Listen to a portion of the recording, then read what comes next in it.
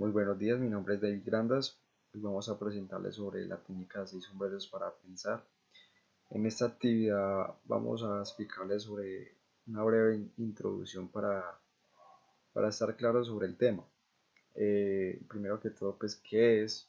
¿Para qué sirve? ¿Y cómo se hace? Y como conclusión vamos a reflexionar sobre cómo nos va a servir esto para nuestra vida, para nuestra vida espiritual, para nuestras decisiones. A continuación vamos a ver un video sobre la explicación de los 6 sombreros para pensar. En 1995, Edward de Bono publicó su libro titulado Six Thinking Hats. El libro describe una técnica muy potente para la toma de decisiones que se fundamenta en garantizar que tenemos en cuenta todas las perspectivas. La premisa de su método es que el cerebro puede procesar la toma de decisiones desde diferentes perspectivas. Si analizamos un problema utilizando esta técnica, buscaremos una solución empleando todas las perspectivas: hechos, emociones, juicio negativo, creatividad, optimismo y control del proceso. La idea parece buena, pero ¿cómo podemos usar esta estrategia? Podemos hacerlo por nuestra cuenta de manera individual, pensando sobre el problema desde cada una de estas perspectivas, o en grupo, asignando cada una de estas aproximaciones a un miembro del equipo. Pasemos a ver en qué consiste cada uno de estos 6 sombreros. Al ponernos el sombrero blanco, nos enfocamos en los datos, estudiamos la información de que disponemos para ver qué es lo que podemos averiguar con ella. Cuando cambiamos al sombrero rojo, miramos el problema desde nuestra intuición y emociones. Intentamos ver cómo reaccionarían las personas a nivel emocional ante la solución que proponemos. Con el sombrero negro prestamos atención a todo lo negativo de esa decisión, lo cual es muy importante porque nos hará ver las debilidades de nuestro plan. Cambiamos al pensamiento positivo cuando nos ponemos el sombrero amarillo. Con ese sombrero veremos los beneficios de nuestra decisión y de su valor. Se trata de una perspectiva muy útil en contextos en los que todo parece borroso, negativo o difícil. El sombrero verde tiene que ver con la creatividad. Nos dejamos llevar por la corriente de las ideas sin parar demasiado a valorar en ese momento su viabilidad. Es el momento de crear alternativas y opciones de solución. Por último, el sombrero azul nos habla sobre el control del proceso. Al ponérnoslo, decidimos, por ejemplo, qué sombrero se ajusta más en cada momento del proceso de toma de decisión. Si no terminamos de ver alternativas, por ejemplo, este sombrero puede decidir que es el momento de ponernos el sombrero verde para dar rienda suelta a nuestra creatividad. Al utilizar la técnica de los 6 sombreros, podemos tener la seguridad de que estaremos tomando la decisión adecuada, porque hemos tenido en cuenta todos los puntos de vista posibles. Ya teniendo claro el tema, nos damos cuenta que está el pensamiento paralelo. El pensamiento paralelo es donde vemos de diferentes perspectivas, separando el pensamiento de la emoción, de la lógica, del análisis crítico o lo negativo, de la creatividad y etc. ¿Cómo implementamos eso en nuestra vida diaria?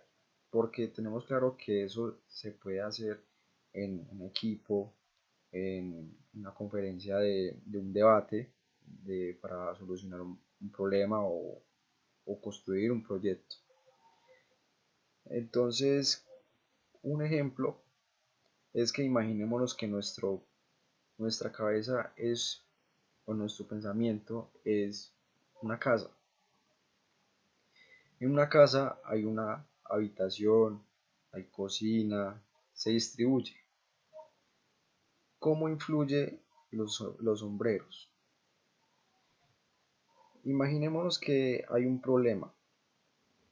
Entramos a la casa y tenemos hambre. ¿Hacia dónde vamos? Hacia la cocina. Si nos queremos duchar, pues vamos al baño y etc. Pero son unos problemas muy inespecíficos. Pongamos un problema más amplio, como vemos en la imagen. En un problema siempre lleva a muchas cuestiones y hay que analizarlas. Digamos que entramos a nuestro hogar y nos sentimos cansados. ¿Pero por qué? Porque tenemos hambre, porque tenemos sueño, nos queremos duchar. ¿Cómo distribuimos eso? Nos ponemos un ejemplo, nos ponemos el sombrero blanco para analizar. Vamos a comer. ¿A dónde vamos? A la cocina.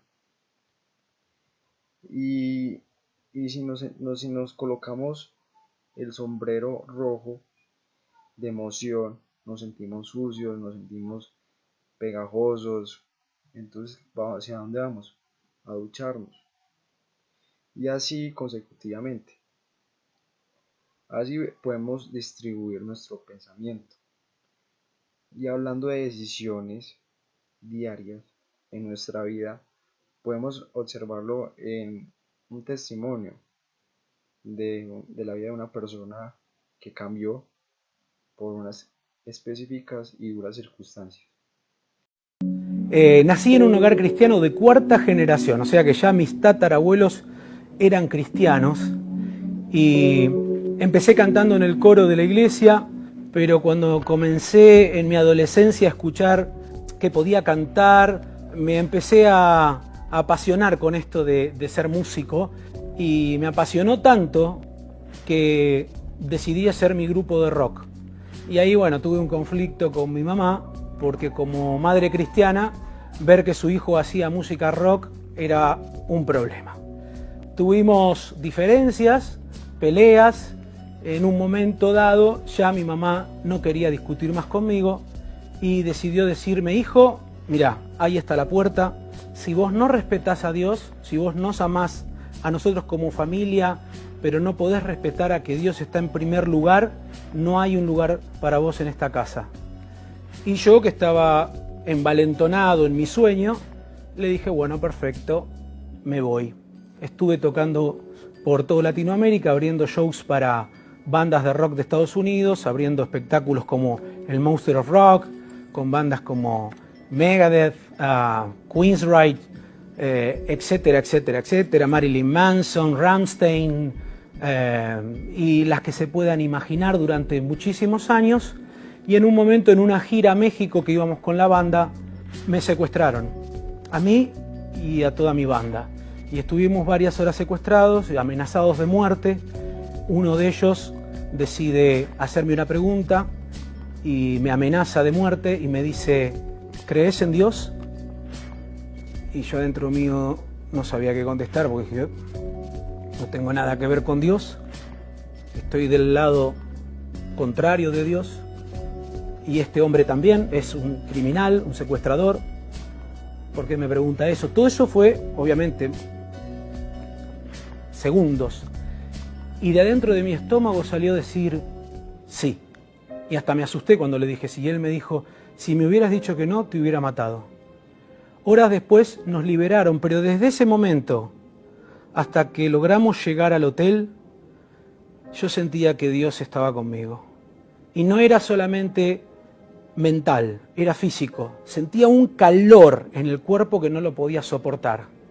Y entendía que era la presencia de Dios. Recuerdo que llegamos a la habitación del hotel, todos los músicos, cada uno se puso a llorar en un rincón. Yo me fui al baño y me arrodillé y recordé las oraciones de mi madre, y recordé a mi iglesia, y recordé lo que aprendí de niño, los versículos. Todas esas cosas vinieron a mi cabeza y yo decía: Dios, ¿por qué me salvás a mí si yo hice todo mal y me gustó? Mi testimonio no es el testimonio de muchos otros que te cuentan: uy, yo pequé, le fallé a mi mujer, andaba con muchas mujeres y no me gustaba, y el enemigo me empujaba a hacer eso. Y otros dicen: yo era alcohólico y el enemigo me empujaba y me llevaba a los antros a tomar. No, los seres humanos, cuando cometemos el pecado, no lo cometemos porque el enemigo nos empuja. Lo cometemos porque lo deseamos, porque lo acariciamos y después lo terminamos haciendo. Fue lo que pasó con Eva. Bueno, a mí me pasó lo mismo y estaba arrodillado diciéndole: ¿por qué me salvás a mí si hice todo mal? Y me gustó, no podía entender ese amor, no podía entender su presencia en ese momento que abarcaba el lugar. Yo estaba arrodillado en el baño, me levanto del baño, abro la puerta, veo al resto de los músicos llorando, entra el manager y lo primero que me salió a decirle es: Dios me salvó y esta banda se terminó y yo no toco más y me vuelvo a mi casa. Y después de tantos años de haber vivido de lo que me gustaba y apasionado en lo que me gustaba, estaba tomando una decisión hacia la nada, porque siempre soñé ser músico y nada más que músico, pero sabía que algo más grande que yo estaba cubriendo mi vida. Cuando llegué al aeropuerto en Argentina, la primera persona con quien me encuentro era la persona con quien pensaba no encontrarme, Y esta persona era mi mamá, que por muchos años oró por mí y yo la desprecié y la insulté.